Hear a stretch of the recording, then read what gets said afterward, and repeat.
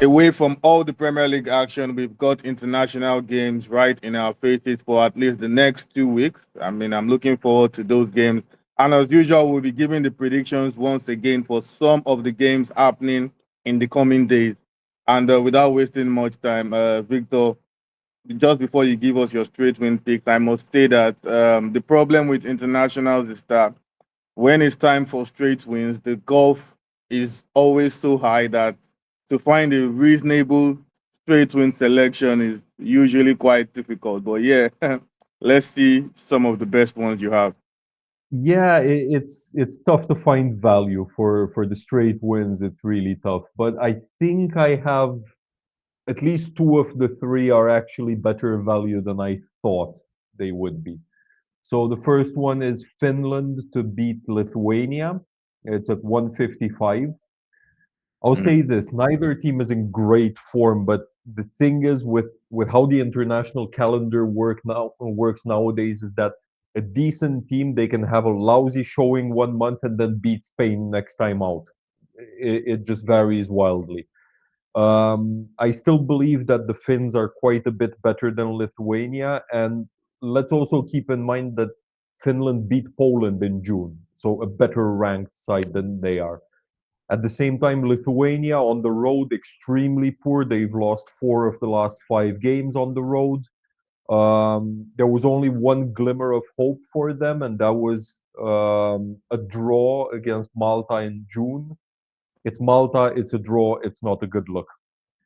The second straight pick is one you're not going to like. I'm going with South Africa to beat Zimbabwe away. 1.25. I think the visitors will really want to make up for that mistake last month where they used the suspended player and it cost them Three plenty. points. So Zimbabwe are by far the weakest team in the qualifying group, and they've also not registered a home win in a year, and that's dismal. Hmm. And the third one, I'm going with Czech Republic to beat Faroe Islands away. It's at 1.39. And yes, the Czechs still have to play Croatia before this game, but this one's overpriced at 139. So I suggest you grab it quickly. There's obviously a huge gap in quality. I'm fairly certain that will show. And just a little nugget here. Faroes' only win on home soil in the last 3 years was against Gibraltar. They haven't, apart from that, they haven't registered a home win in 3 years. So I think that's all we need to know. Yeah, fair enough. And for my straight win selections, actually, I went all the way to North and Central America, and I'm going with Jamaica to beat Curacao, and it's backed at 2.34 odds. Surprisingly, I think Jamaica Wow. are the best in that group, and I think this is probably worth some good value potentially. I've also got Czech Republic to beat Faroe Islands, just like you did, Victor, at 1.39. And my final selection is Poland to beat Lithuania at 1.52. So I think those are my straight win selections for the next coming days. And moving on, what are your over or under market selections? Overs, which is a little bit odd for international games, so please feel free to take all of these with a pinch of salt. Hungary versus Armenia, 2.5 plus at 184. I don't think this one will stay at those odds for too much longer, so again, time is of the essence here. For the last five games, Hungary, four of the last five, with three or more goals. Armenia, all of the last five. So I would say this one, take it and run with it. Sweden versus Switzerland, also 2.5 plus. This one's even higher, 1.96. So proceed with caution. I think it lands, but proceed with caution. Both sides are on 7 out of 10 recent games for three or more goals scored. They both tend to go for it, and sure, Sweden's strikers, both you and I know they aren't exactly lighting it up in the Prem just yet, but I think a short change of scenery here, playing for their country, might just give them that push. And one last one, I'm going with Estonia versus Italy for 3.5 plus. This one's at 2.15. Again, a bit of a long one, so if you're not confident, just go with 2.5 plus. But Italy's recent games, they've been goal fests. Three of Yeah. them, they had five or more goals, let alone four. Sure, it's been a mixed bag, but they're heavy favorites against Estonia. They're priced at 1.10 for the outright, so goals should be banging in. Fair enough. And for me, I'm doing something very uncharacteristic because I'm going with the under market. The first Oh, one on my selection is Ivory Coast and Seychelles under 5.5 goals at 1.79. Now, the reason is Seychelles are so bad, I don't think they're going to score a goal here. I don't think they're going to score a goal. And I don't see Ivory Coast scoring 6 goals either. Ivory Coast are naturally not dominant goal scorers. They mostly score just 2 or 3. And on the odd occasion, they score 4 goals. But even if they decide to, ease off the handbrake, I don't see them scoring 6 goals. So under 5.5 goals for Ivory Coast Seychelles. I'm going with Austria and San Marino as well. I know San Marino are like the whooping boys of Europe and whatnot. I also don't see them scoring a goal against Austria, no chance. But I don't see Austria scoring 7 goals as well. So under 6.5 goals at 1.89 is good value for me. Yeah, under 6.5 goals. I don't wow, see Austria scoring 7 goals. I don't see it happening. The last time they wow. met, by the way, Austria won by 4-0. I don't see Austria scoring 7 goals. So I think Yeah, that's what I'm going with as well. Then my third one is that's an massive. over. Yeah, my third one is an over selection though. Czech Republic versus Croatia, and that's because I think both teams are most likely going to score, and one team might probably outscore the other. So Czech Republic versus Croatia at 2.04 odds.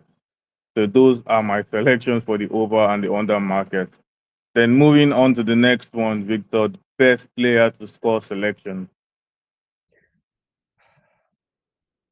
I don't like international breaks. You need to do Yeah. unorthodox things, very unorthodox things. And one is this. I'm picking Sweden versus Switzerland, and I'm making separate slips, one line slips for Gyökeres and for Isak. I don't think that Sweden will fail to score. I don't see that happening. And if they do score, it's most likely the starting striker. I have no way of knowing who the hell is going to start for Sweden at this point because on one hand you've got Isak needing match fitness, on the other hand you've got Gyökeres in poor form. It's it's very tough to say. But I think whoever starts scores. So separate one-liners for this. Gyökeres is at 2.33, Isak at 2.40. Whoever doesn't start, that slip gets pushed, so you're still in the green. Um, and one other one is Haaland to score for Norway against Israel, 1.41. I think it's just unwise at this point to leave him off your slips for any time goal scorer. We know what devastating form he's in, so just make use of it while it lasts. Yeah, fair enough. And just for my goal scorer selections, I've also got Holland as well. Last time I was taking Moldova, 11-1 victory. You know how he ran riots in that game. He enjoyed himself and stuff like that.